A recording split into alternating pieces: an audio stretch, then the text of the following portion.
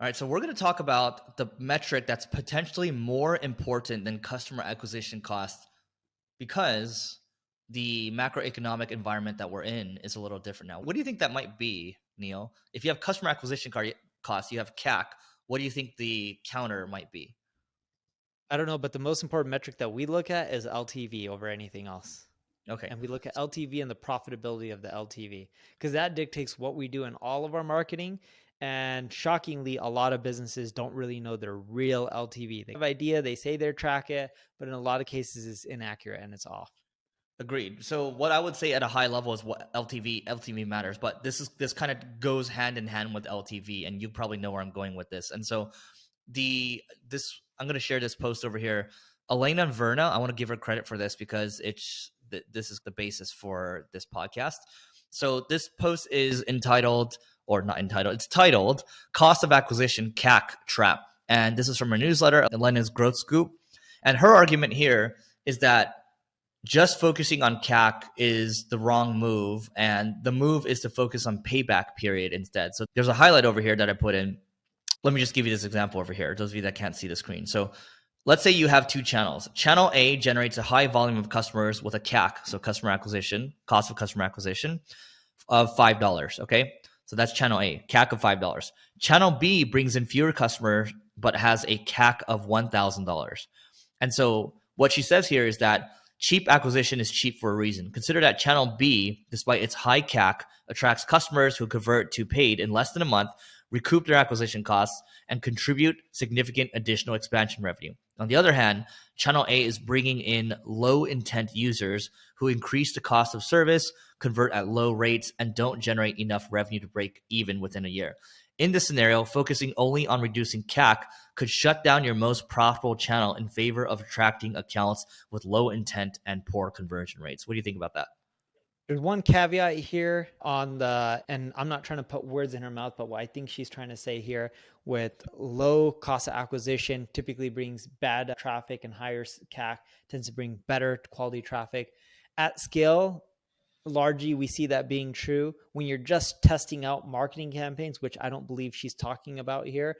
A lot of channels have high CAC and they have terrible traffic as well, but those you would end up weeding out. But at scale, totally agree with this, in which you got to look at the payback period. And that's why early on I mentioned the real metric we optimize for is LTV. And we also find that a customer doesn't have a specific LTV, and this is your average for all customers. We actually look at LTV per channel as well, because some channels bring a much higher LTV than other channels, and you're able to spend way more money to get those customers. And yes, unless you're a really big enterprise, and when I say big enterprise, I'm talking about people who have multi-billion-dollar market caps, not startup multi-billion-dollar market caps, but real publicly traded multi-billion-dollar market caps based off of EBITDA. With a lot of those companies, it doesn't matter as too much with the payback period, because if you have $1 billion, $2 billion, $10 billion literally in your bank account, kind of like a Microsoft or a Apple or a Google or Amazon, you can do whatever you want, right? Even if your payback period is 3 years, it doesn't matter if you know a customer is going to be with you for 10 years or 20 years. But when you're smaller, the payback period really does matter because that affects cash flow drastically. Hence, that's why Microsoft advertises on this podcast, and we love Microsoft for that.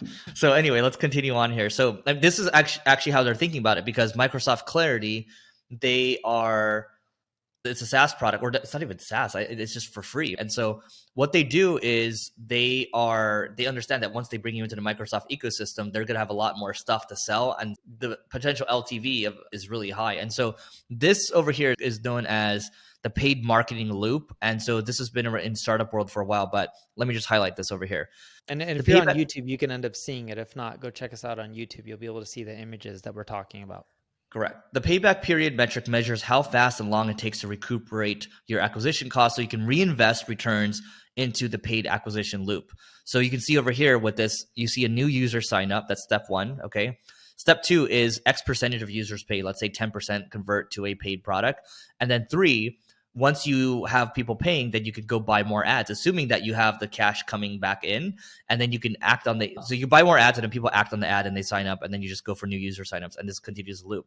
So any revenue made post payback period is profit that can be reinvested into other growth loops or product development strategies. So ideally you have a strong payback period. Yeah, And not just a strong payback period, but for anyone listening, the big takeaway that you need is you should know the lifetime value of your customer, the lifetime value based on different channels.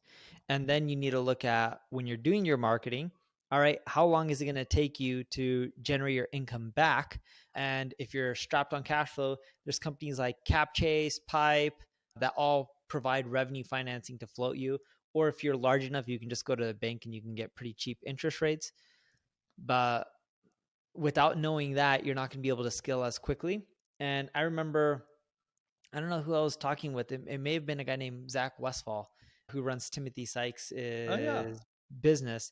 And he was talking to the Agora guys and he's like, Neil, you know what the difference between a 7-figure, 8-figure, and 9-figure company was? And I was like, no. He's like, a 7-figure company typically, when they're doing their marketing, they spend money and they want it profitable right then and there. So if they spent $1, they want to make $2 and have $1 of it profit or 50 cents profit, whatever, because there may be other costs. An 8-figure company, and a lot of times they'll spend $1 and they want to just break even. So they don't make any profit, but they know they can make more money down the road because of the LTV and customers continually coming back and buying from them. A 9-figure company, they'll spend money, they're willing to lose it upfront because they know the LTV of their customer and they'll make it in the long run.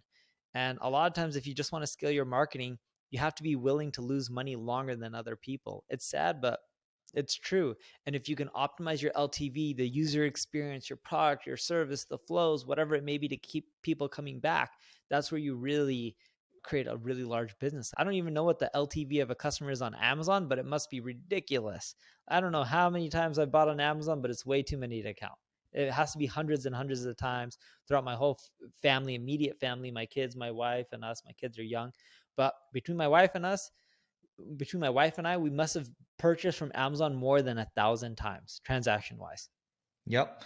And the final thing I'll say here is to Neil's point, you got to know your numbers, but you can optimize your payback period. So this is actually highlighted here as well by reducing your CAC, your cost of customer acquisition, increasing paid conversion rate, increasing ARPU, so that's average revenue per user, and reducing paid conversion time. So these are different levers that you can pull. Highly recommend you read this post. And Elena, thanks for putting this together.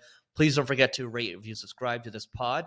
Give us 5 stars, and we will see you later.